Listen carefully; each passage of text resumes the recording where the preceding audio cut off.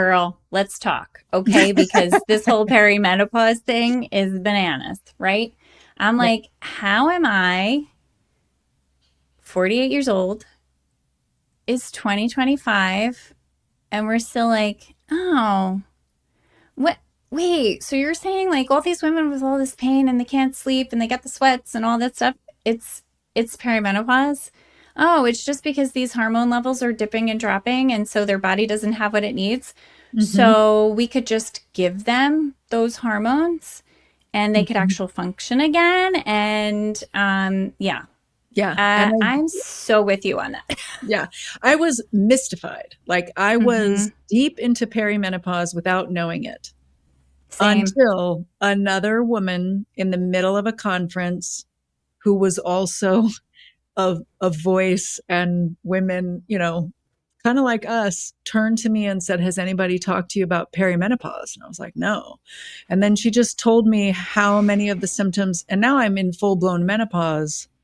And some people in my life are very, some are surprised. Like I remember talking about it after playing a role in a show where I talked about like finding the voice of the character and how women's voices can change after menopause. And I did a Mm-hmm. little bit more of that, like on purpose. Mm. And I said, I was just like talking about it. And the other women were like, wow, she's just willing to talk about it. And I was like, well, it's kind of my thing. I'm a podcaster. I'm about authenticity. I talk about things that nobody else talks about. And I Mm-hmm. think this is how we help other women. So Amen. somebody listening to this is like 44 and their neck is tight all the time and they're thinking that they need to like spiritually take a look at themselves and do a deep dive because they're not letting go of tension, and it's like, nope, it might be hormonal. It probably is. It It probably probably is. is. Yeah. Yeah, I think I so agree with you. I don't know if people are sick of hearing me talk about perimenopause and hormone replacement therapy and all of these things. It's fine. They don't, not everybody is going to be excited about the topic. However, I'm like, I work with a bunch of women. Some are older than me, some are younger than me, like from like their 20s into like 60s, right? So there's a whole bunch of us, particularly because I work with OTs and PTs, and there's like 40 of us in a small office space. So we're close together. We have lunches together. I feel like nobody talked about this. Hmm. um, my experience is kind of unique in that I did not have my son until I was in my late 30s. So right around the time I turned 40, I had just finished breastfeeding. I felt like maybe I just wasn't getting back to normal after having my son, and I just did not feel right from 40. And over the course of years, like I literally felt like I was aging and just like tanking, tanking, tanking. I had pain, I couldn't sleep, and like it just got worse and worse. I couldn't figure out what was wrong.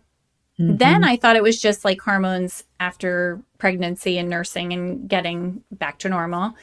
Now I look back and realize that it was early perimenopause. Hmm. And so, I really, if you talked to me a couple years ago, I was considering leaving my profession because I couldn't get up and down off the floor. And I work with kids all day. I'm running and chasing kids. I went in January 2023 and I had connected with a naturopath doctor. She had me go do blood tests, Hmm. and it came back that my hormone levels were in the menopausal range. Hmm. And so I took that information to my OBGYN, and they were like, "You're too young. This can't be. Like you're too young." No, no, it gets better and better. So they're like, "How about we put you on birth control pills?" And I was like, "But I I was like, "Fine. Okay, I'll try it. It's free. Let me try it." Didn't do anything. Gave Hmm. that up. Um, and so I continued on, just feeling worse and feeling worse. At one point, I went to see a specialist for my hip, and he's like, "You just have a lot of degeneration in there." And he's like, because you're aging. And I was like, but I'm like not even 50 yet. How can it Mhm. be? But that's one of the things they talk about. You're not having the hormones in your body starts to degenerate very quickly. That's why Mhm. women have so much pain. I had lack of mobility. I couldn't sleep on my left side, like all this stuff going on, right? So I finally, last year, 2024, in August, I went back to this holistic doctor and I was like, I had like a laundry list of problems, went through all of them. That was one of them. And I was like, I would like to try hormone replacement therapy. Of course, you all figured out now I love to do research. So I had done all the research. I had followed all the people. I watched all the reels on Instagram. If you don't know, sorry if your phone is listening because now you're going to get all the reels about perimenopause. And I was like, I want to try. And she's like, okay. And she prescribed it for me. Mhm. So it wasn't my OBGYN that, and I went through, a few different people in the practice, but they all were like, no, you're too young.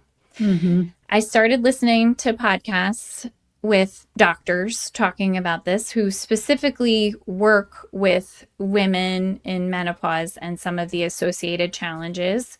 And I was listening to one, and this woman came on. I believe she was from the Netherlands, and she was talking about a few different things about perimenopause that I didn't know about. So, one of them that she talked about that I was not aware of is that early onset menopause puts women at a higher risk of issues with heart attacks, dementia, osteoporosis, and as well as gut issues. Okay.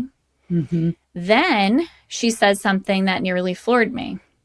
So she says, and women who have ADHD are Mm. at a higher risk of experiencing early onset perimenopause, thereby going through menopause earlier, and all of these risks ensue. And they are at even higher a risk of the bone, heart, and brain issues. Mm. Um, I was like, I had always thought that I had ADHD.